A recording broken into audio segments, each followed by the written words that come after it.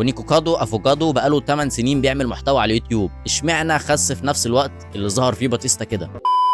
الانسان من يوم ما بيتولد وهو بيسعى للكمال، الكمال لله وحده طبعا، بس بقولك الكلام من نظرة دنيوية اكتر ما هي من نظرة دينية. ومن الحاجات اللي بتحسسك ان انت كامل ان انت يكون شكلك حلو ومتناسق. حتى هتلاقي اغلب الناس دلوقتي مهووسة بالجيم والعضلات والحاجات دي، لان لو عندك عضلات هيبقى شكلك حلو في اي هدوم تقريبا، وده هيملى عندك حتة الثقة بالنفس، وهتبقى ثقتك في نفسك 100%. فلحد هنا وكلنا متفقين ان شكلك اكيد مهم. طب لو جيت وقلت لك ان انت لو اكلت اكل بكميات متخلفة وقعدت تحشر جميع انواع الاكلات مع بعض عشان تبقى تخين جدا، ده هيخليك مشهور فوق ما تتخيل، وهيخليك كمان من اغنى الناس على الكوكب. هل ساعتها انت مستعد ان انت تضحي بشكلك كشخص وشكلك قدام الناس وهم شايفينك قاعد عمال تحشر اكل وخلاص ومتبهدل من كتر الاكلات اللي انت عمال تحشرها، ولا هتضحي بالفلوس والشهرة مقابل شكلك الجميل؟ هسيب لك ثانيتين جاوبني في الكومنتات.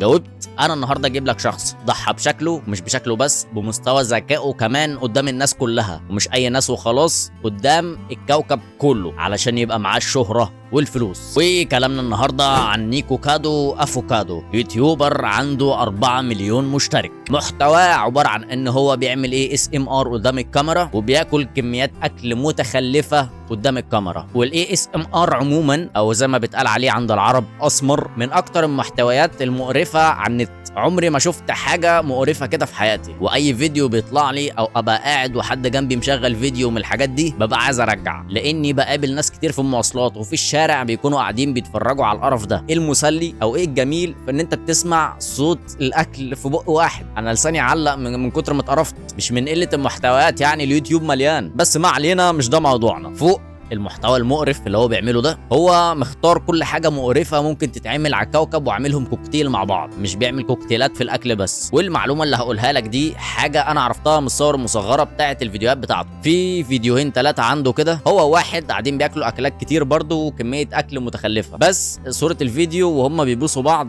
من بقهم، هو واحد مش واحده. هو في الحالتين الموضوع غلط، بس لما يبقى واحد بيبقى غلط قوي. ايه يا عم القرف ده؟ ايه القرف اللي انت فيه ده؟ ASMR اكل وفي بقك وبتبوس واحد من بقه. انا عمري ما شفت انسان مقزز كده قد كده. كل الحاجات المنتنه واخدها ضاربها في الخلاط وبيعملها مع بعض، وفوق كده كمان الاكل اللي قدامهم ده بيبقى في بقهم في البوسه. ايه يا عم الفيديو اللي بيقلب البطن ده؟ انا مش فاهم بجد ليه انسان ممكن يعمل كده في نفسه، واخد كل القرف اللي في الكوكب كده مع بعض. بس بعيد عن كل القرف ده، في رسالة خفية ورا كل الحاجات المقرفة دي، والرسالة دي واضحة جدا في آخر فيديو ليه. الفيديو اللي نزل قلب السوشيال ميديا كلها. آخر فيديو ليه الراجل ايه بقى؟ اخر فيديو ليه الانسان ده خاسس تقريبا 100 كيلو، وزي ما انت شايف الفرق بين الصورتين عاملين ازاي. هو منزل الصورتين دول عنده على الانستا وبيقارن. هو اكيد ده احسن لصحته ولصحه اي حد عموما، بس الموضوع صدقني فيه رساله خفيه، واكيد انت استنتجت، ولو ما استنتجتش هقول لك انا الاستنتاج اللي المفروض تستنتجه، ان الموضوع عن الجماعه الملونين. لو تلاحظ الايام اللي عدت انتشرت صور لباتيستا بتاع المصارعه وهو خاسس جدا وطالع بستايل شبه الجماعه دول برضه. ولو تلاحظ برضو عامل تاتو الماثونيه على صدره، فالموضوع باين جدا ايه اللي بيحصل وانه بيروج لايه. ولو مش فاهم فهم بيوروا الناس والاطفال والناس عموما اللي بتحب السوبر هيروز ان السوبر هيرو اللي حبيتوه اهو عادي بقى من الناس دي، فمعنى كده ان الناس دي كويسه لان بقى السوبر هيروز منهم. وطبعا اغلب اللي بيتفرج على السوبر هيروز والحاجات دي اطفال، فمش هيفهم ده باتيستا بجد ولا ده اللي هو شافه في الفيلم. وعقبال ما يكبر ويفهم ان ده ممثل والتمثيل ملوش علاقه باللي في الفيلم، هتكون دماغه شافت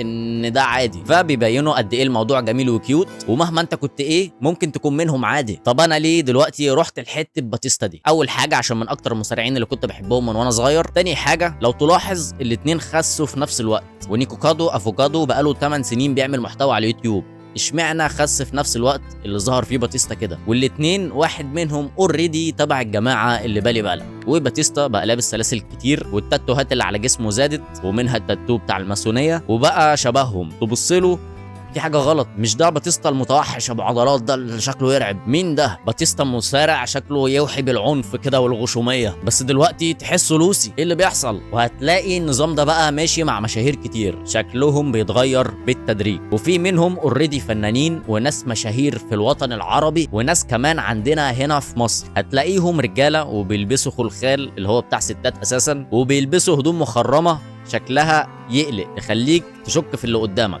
وشكلها مش بتاعت رجاله خالص. فعشان يعودوك على اللي مش عادي، لان الشيء اللي مش عادي ده لما تشوفه كتير قدام عينك غصب عنك هتاخد ان هي تشوفه، فالعين غصب عنها وغصب عنك هتتعود على المناظر المقززه دي وهتشوفها عاديه. ومش هقول لك كل واحد حر في نفسه بقى وكده، لا، ده شيء محرم عندنا في الاسلام. فالحاجه الحرام هي حرام، مفيش حريه، هي حرام عشان هي حرام، فما فيش كلام تاني. زي مثلا لو وانت صغير او حتى وانت كبير ابوك قال لك ما تقربش من كذا عشان ما نفخكش، مش هتقرب عشان هتخاف تتنفخ. تخيل بقى دي حاجه ربنا اللي هيعاقبك عليها، وانا وانت عارفين ان حاجه زي دي هتدخلك النار وش، يبقى ما فيهاش نقاش خالص. لان اعرف مسلمين كتير بيقولوا لك احنا في زمن الحريات وكل واحد حر في حياته وحاجات كده، حتى لو الحاجه اللي بيعملها حرام بيقول لك هو انت ربنا انت اللي هتحاسبه؟ انا مش ربنا وانا مش هحاسبه. بس الطبيعي كمسلم لما بتشوف حاجه غلط بتطلع تقول ده غلط. لو ما عرفتش تغير الحاجه بنفسك بتقول، بتتكلم، لسانك بينطق، مش بتفسد دماغك. انت حر ما لم تضر ولم تتجاوز حدود الله. ودي جملة اليوتيوبر هيومن أحمد، بحب أتفرج عليه الحقيقة، من الناس اللي محتواها جميل جدا ومسلي جدا. وبس كده الفيديو يكون وصل لآخره. إيه رأيك بقى في القرف ده؟ وما تتفرجش عليه ASMR تاني لأن ده شيء مقزز وبيقلب البطن. يعني بص، انا فكرت في موضوع، انا هقوم ارجع، انا لسه فاطر، هقوم ارجع اللي انا اكلته. ما تتفرجش على الحاجات دي كخ، واديك شفت في الاخر اللي بيعملوها طلعوا ايه. فما تدعمش الناس دي اساسا، انت قاعد بتتفرج على ناس مش تمام، فخليك تمام وانزل دوس لايك واشترك وفعل الجرس وسيب لي رايك تحت في الكومنتات. وبس يا زميلي، سلام.